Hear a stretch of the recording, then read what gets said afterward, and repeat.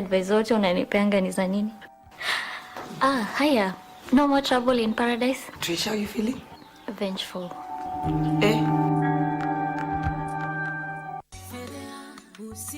Zito. Sikiza. Kwanza uko kwa ofisi yangu, so punguza sauti yako.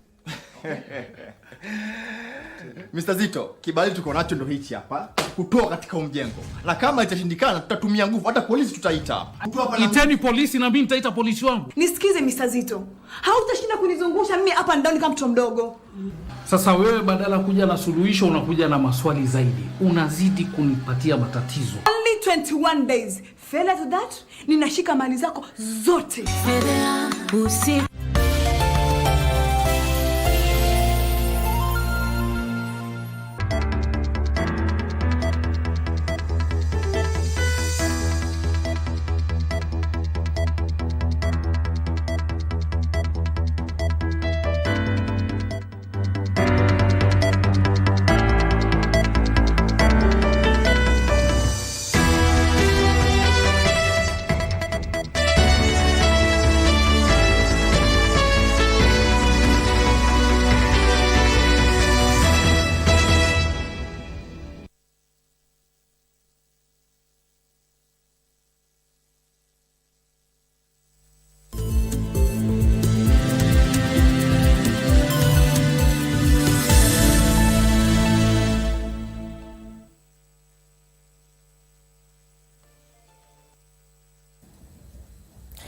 The recent revelations by the Controller of Budget, Margaret Nyakango, that her salary had been over-budgeted by up to 3 times, together with other several state officers, continues to elicit reaction amongst Kenyans.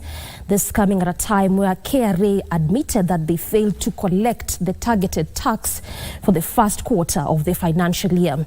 Much as that is happening also, Governor Kawira Mwangaza will soon know her fate, beginning this week, Tuesday, where the Senate will be sitting to deliberate on her matter, and they have 10 days to discuss, hear, and conclusively determine her matter. That and so much more is what continues to shape the news and what you continue to keep a keen eye on for you. This is KBC Lunchtime News. I'm Doreen Arange. Our sign language interpreter is Lensa Odingo. Lunchtime News starts now. We begin on that political note where Kiharu Member of Parliament Ndindi Nyoro has been rated the best performing National Assembly in the latest survey by Infotrack. But before we continue that particular story, I just want us to quickly cross over to Mombasa County, where the president is continuing with his tour at the Coast Region. It enters day 4 today, and just watch what the president is saying. As the people of Kenya, that we had a peaceful election. We had an election that dealt a very big blow to ethnicity, and we had an election that affirmed the position of the people of Kenya as the ultimate decision makers of how our country is governed, which leaders are elected. It is the people of Kenya and God who made this decision. Na ndio tuko na sababu ya kumshukuru Mungu. Tunasema asante sana, mimi kwa niaba yangu binafsi na sote tuliopata nafasi ya kuchaguliwa, wote sisi kutoka vyama vyote, tunawashukuru wananchi wa Kenya kwa kutupatia nafasi ya uongozi, na mimi nataka niwahakikishie kwamba mimi nitashirikiana na viongozi wote waliochaguliwa bila ya kujali vyama, bila ya kujali mirengo. Sisi wote sasa ni ndugu moja, viongozi wa taifa moja, nchi yenye iko na destiny moja ya taifa letu la Kenya. And I want to assure the people of Mombasa, the people of Coast Province, that we are going to work with all the leaders for the benefit of the people of this region and for the benefit of the people of Kenya. And as I have said before, hakuna sehemu ya Kenya itabaguliwa kwa mambo ya maendeleo kwa misingi ya kabila ama chama. tutashirikisha wananchi wote, tutafanya kazi na viongozi wote, kwa sababu hivyo ndivyo katiba ya Kenya inatuamurisha, na hivyo ndivyo pia mapenzi ya Mungu. That's what we are going to do. Na ndio sababu nawashukuru hawa maaskofu na viongozi wetu wa dini ya Kiislamu waliotunenea maneno ya wazi. Askofu Mwaura amesema, nimepata mafunzo ya ajabu leo. I must confess, I have never seen it the way Bishop Mwaura has put it today. Whoever said life is a journey in learning, said the truth. Because today I have learned many things. Nimejaribu kusoma. Nimejaribu kusoma, niko na madigrii kadhaa. Lakini hapa pia nimepata mafunzo. Kwa sababu askofu ametufafanulia kwamba kumbe ahadi kutimia inahitaji subra. Naona sababu kumbe tunasumbuka sana kwa sababu hatujaelewa vizuri. Tunataka mambo yawe leo haraka hivyo. Lakini tumefundishwa hapa na viongozi hawa wetu wa dini, wametuambia zile ahadi zote tunatimia. Nafikiri hata sisi kama viongozi za zingine tunatoa ahadi, lakini hatujapangia vile itangojewa. So ndio tunakuwa tunapata matatizo upande moja kama viongozi kuzitimiza, upande mwingine kwa wananchi wakingojea zitimie. So umetusaidia, hata mimi askofu umenisaidia sana. Nimeelewa kumbe hizi ahadi nimetoa, kumbe kuna muda hapa ya kungoja ndio iweze kuti. Saa zingine hata mimi nauliza, mbona hii ahadi imechukua muda mrefu? Kumbe nakosa kuelewa, kumbe iko kungoja hapa katikati. So tutaendelea vile tufundisha na vile umetuwasia, ili sote tuweze kutimiza malengo yetu kama taifa kwa kuyafuatilia yale mipango yetu yote, tukiongeza na kule ndani tukichanganya na subra, ndio malengo yetu, mipango yetu yaweze kutimia kwa mpango, kwa mapenzi ya Mungu na kwa makadirio ya vile tunaweza kwenda mbele pamoja. Najua pengine mnashangaa sana leo kwamba sisi wanasiasa tunakaa kama tuko na nidhamu. Kawaida mkutano kama huu, kila tunataka MC aongee, nani anataka kuongea, kila mtu anataka kuongea. Hata na sisi tumeanza kupata nidhamu. Vile tumeona nyinyi mko hapa wengi, lakini 2 watatu wenu ndio wametuzungumzia. Na sisi tuko wengi, tumeamua hata na sisi tutapunguza wale wataongea. Tukifuata taratibu yenu. Kwa sababu hata na sisi tunataka tujipange. Na mimi kama ingekuwa vile tuko na askofu mkuu pande huo, kwa hii siasa mimi ndio ningekuwa askofu mkuu kama ingekuwa ni kupangwa.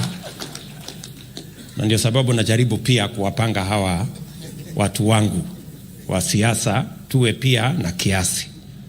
So ndio unaona vile tumejipanga hapa. Tunatambua ya kwamba ibada hii ni ibada ya shukrani. Sisi tuko na nafasi ya kutosha ya kusema mambo yetu ya siasa. Na hata tumechukua muda leo asubuhi. Tumeketi chini kwa masaa 3.5 na viongozi hawa. Tumezungumzia mambo ya maendeleo ya sehemu hii. Na tumekubaliana tutatafuta nafasi nyingine tena kwa sababu President Ruto there speaking in Mombasa County. He will also be visiting Kwale County. This is day 5 of his tour in the coastal region. He has been involved in various infrastructural and development projects, including road projects, affordable housing projects, not forgetting the mini electricity grid that he did launch on day 1 of his visit on Wednesday in that specific county. He has also spoken to issues of unity and matters of development, regardless of the pattern in which a specific region or area voted for. We are also tracking the Deputy President who is in Kiambu County for a church service that is at the ACK St. James Cathedral. He will be presiding over a fundraiser in that particular service, as well as different other things that he will be speaking to. That is part of what we are tracking for you this afternoon. Moving on, Kiharu Member of Parliament Ndindi Nyoro has been rated as the best performing member of National Assembly in the latest survey by Infotrack. Kangema MP Peter Kihungi, Igembe South Legislator John Paul Muirigi, and Mwingi Central MP Gideon Mulungi draw at second place with 66%. Embakasi East lawmaker Babu Owino has been rated the best performing legislator in Nairobi County, followed by Tim Wanyonyi of Westlands. The study sampled 37,600 people in all counties, 290 constituencies and 1,450 wards. MP Sukuya Risa, Kajiado North MP Gurio Gogoyo. Those are the top 3 MPs. And then in Baringo, the top MPs are Ruben Kiborek of Mogosho, Tiati MP William Kamket, Baringo North MP Joseph Malkap, and Baringo South MP Charles Kabure. If we look at Nakuru County, the top MP is Kimani Kuria. He's followed of Molo, followed by Kurei South MP Joseph Tunoi, Bahati MP Irene Joki Mrembo, Subukia MP Samuel Kinuthia, and Gilgil MP Martha Wangari. We have Laikipia West MPs, Stephen Washira, Laikipia North MP, Sarah Paulata, and Laikipia East MP, Mwangi Kiunjuri. In West Pokot, we have Sigor MP, Peter Lochakapong, Pokot South MP, David Pusing, and Kacheliba MP, Titus Lote. And then Turkana, the leading MPs are Turkana South MP Joseph Jonah Rico, Loema MP Potas Ewesit, Turkana North MP Paul Ekwom, and Turkana West MP Daniel Ekwom.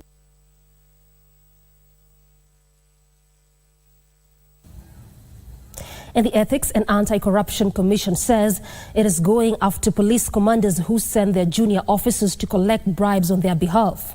ESCC says it on Saturday arrested RAI OCS Chief Inspector Duncan Otieng for allegedly demanding bribes in order to release suspects. The suspects were apprehended and detained for being drunk and disorderly. The anti-graft watchdog, however, says the RAI police boss attempted to compromise the justice legal system for partisan interests.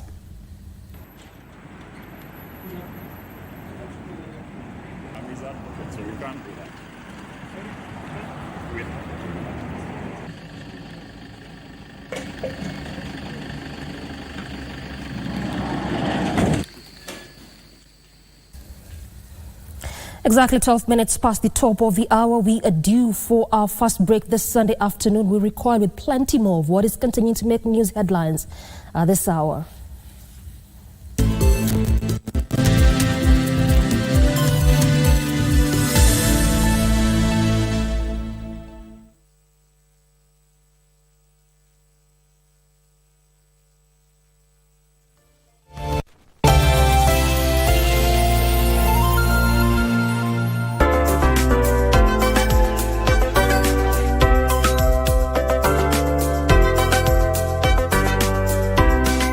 Omondi, umekuja mapema. Nakwambia, siku hizi barabara ni nywe.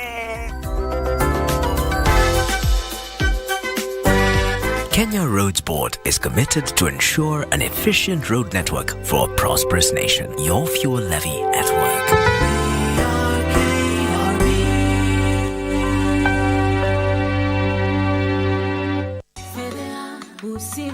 Zito. Sikiza.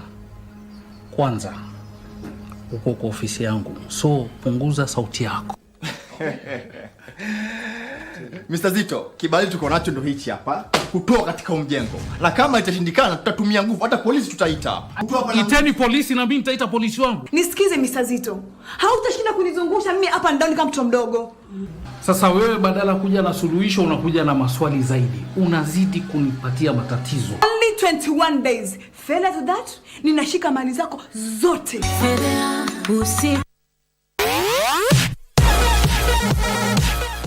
These are the moments we live for every Friday as we catch up with the world of football.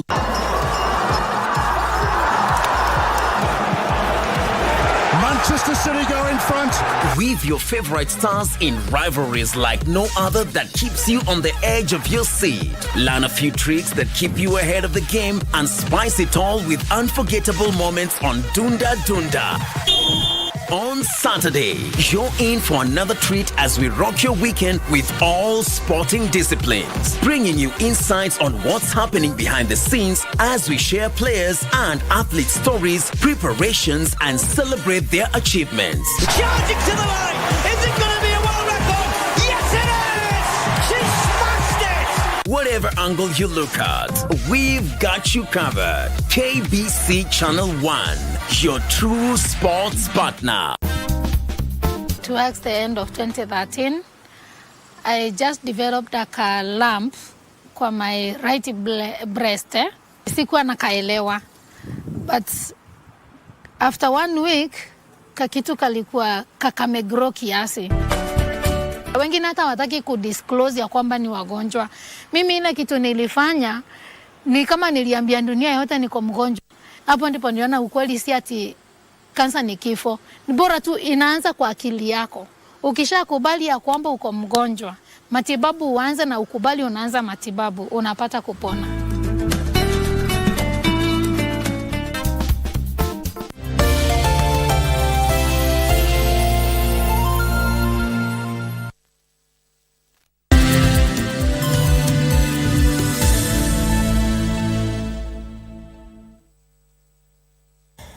Welcome back. To the ravaging effects of floods in some parts of the country, where the heavy downpour witnessed across the country has led to the death of 1 person, injured 6 others, and damaged homes in 6 schools in Osia Village, Teso North constituency in Busia County. Busia County Commissioner Kipchumba Ruto confirmed the news as he led the distribution of food and non-food items to the over 100 affected families. The Department of Disaster Management provided the families with food and roofing materials, among other items. Angurai North Member of County Assembly Isaac Wamalwa has urged the government to aid in settling hospital bills of those receiving treatment in various health centers in the county. Tunatujali. Tumepata mchele hapa, pata mabati, mattress iko hapa. Naona mama tena hata hangaika tena kutafuta kuni pale. Sababu hata jikoni iliharibiwa, lakini naona iko jiko hapa. Kwa hivyo nataka kurudisha kongole yangu kwamba asanteni viongozi kwa kuchukua jukumu na kusikia kilio yetu. Kwa hivyo tunataka kupongeza na kusema asanteni sana. We are telling the members of the public to be very calm. The government is with you and it's ready to come at any time. We call upon all those well-wishers to come out strongly to bring these people food and non-food items. And we are going to increase more food for this affected community.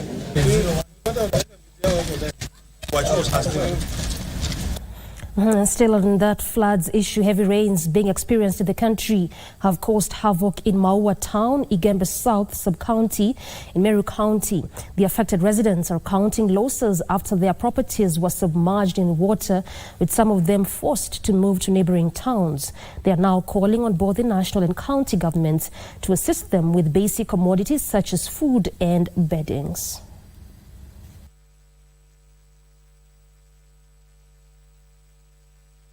Hakuna kazi inaendelea juu barabara imefungwa, iko kwa maji.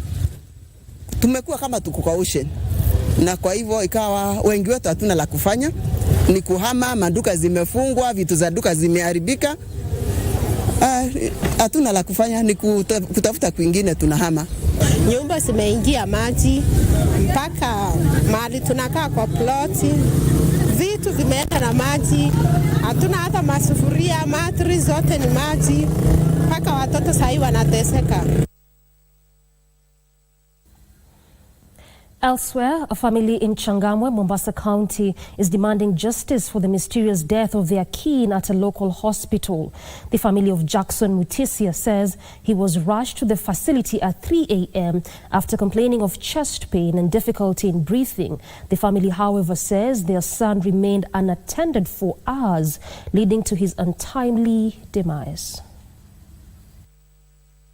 Nilipompeleka Potilisi saa 9 za usiku, sikuona wakimshirikia.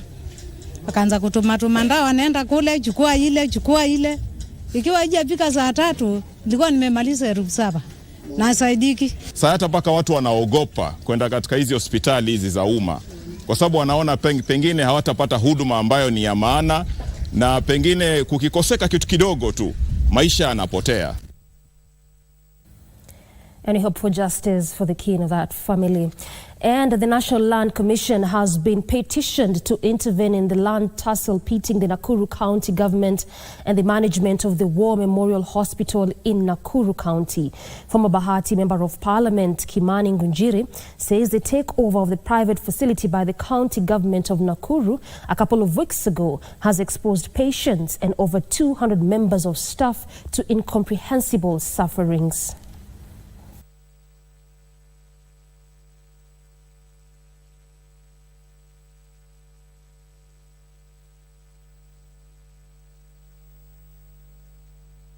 The county government messed very badly because they used dictatorship. Impunity. They went in the hospital at night, 10 o'clock at night, and there were sick people in the hospital at night. People have been done operation. You cannot go at night like a thief. Kutoa watu wagonjwa na kuweka ambulances za county wapelekwa different hospital, unaulizwa wewe ni mgonjwa unataka kwenda hospitali gani? A couple in Makueni County has formalized their marriage at the Mwani Catholic Church in what the family describes as a victory over decades of affliction, despair, and battered self-esteem. Cosmas Wambua and his bride Mary have been living together for 30 years, most of which have been spent seeking solutions to a rare case of fistula that has threatened to rob them of their marriage. Well, it's all in the past now, thanks to the much-needed surgery and the love of a united community. Na sasa nasema wenye wanaongopa ama wenye wanajifungia kwa nyumba wajitokeze waende Makueni Hospital. Kuna familia mingi sikipatwa na hii ugonjwa, wanaachwa na wanaume zao na si kwa kupenda kwao, wamepatwa na hii ugonjwa wakizaa ama wengine wanazaliwa nayo na kuoana wanaume zao hawapendi. Watu wamesoma kitu, kama kuna mtu ana ugonjwa kama huo anaweza enda atibiwe hapa Mother Child Makueni.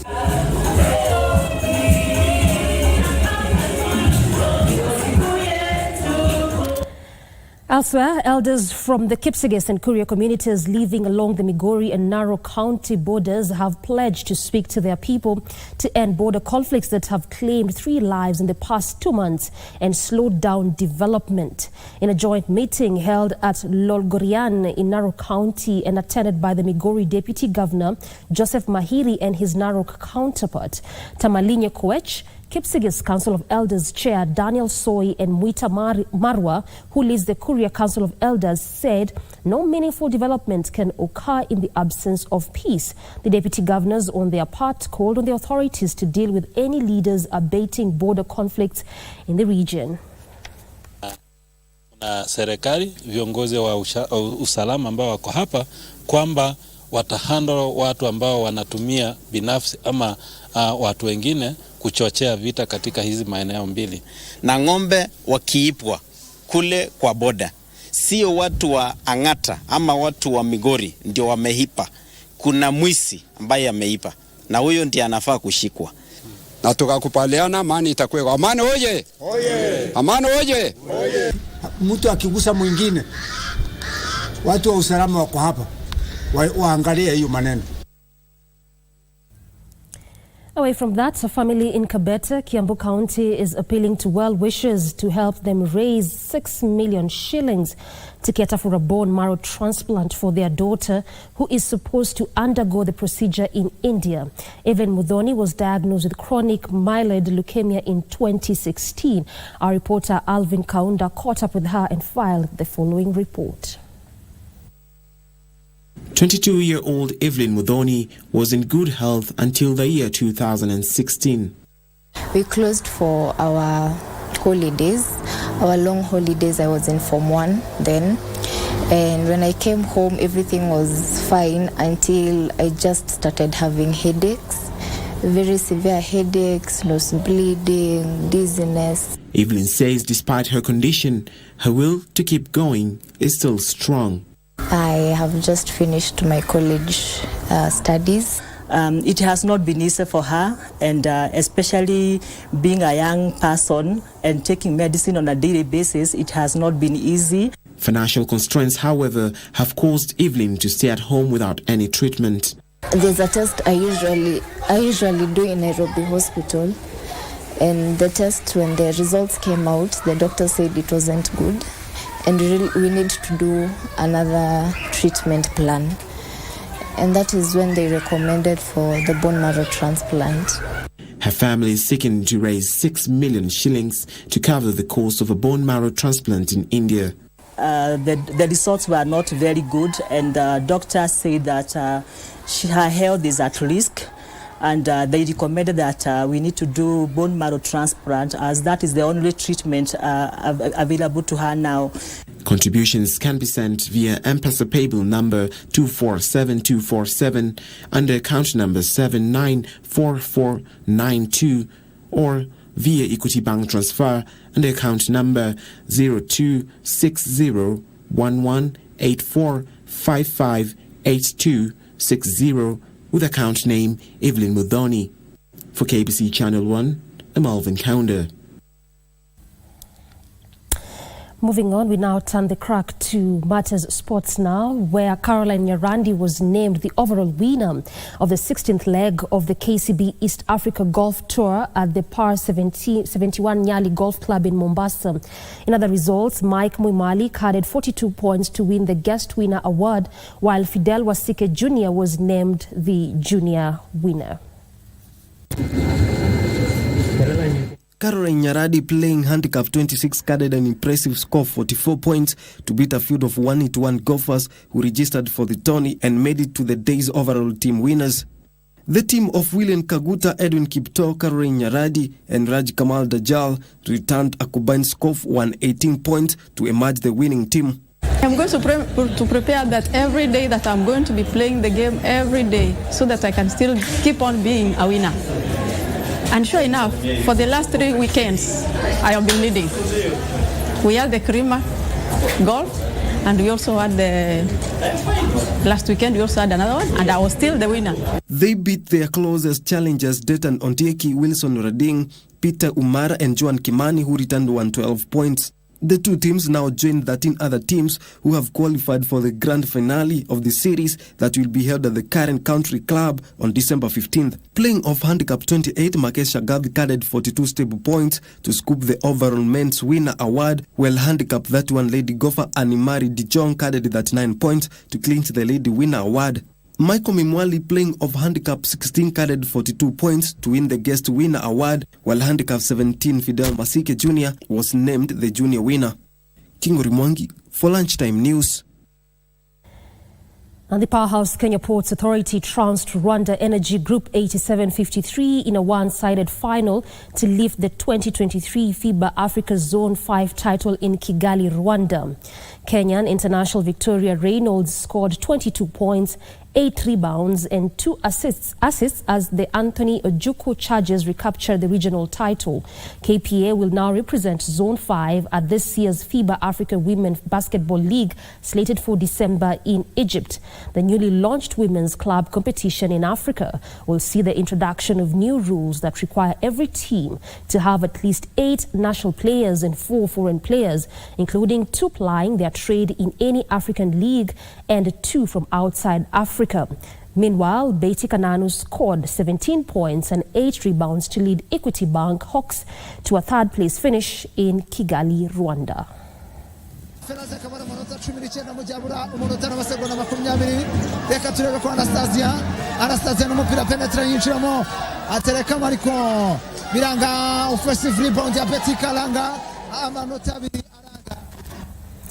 That story effectively puts a cap on what we had lined up for you this Sunday afternoon. We definitely appreciate your valid company. This has been KBC Lunchtime News. I'm Doreen Arange and my co-anchor has been Lensa Odingo. Good afternoon.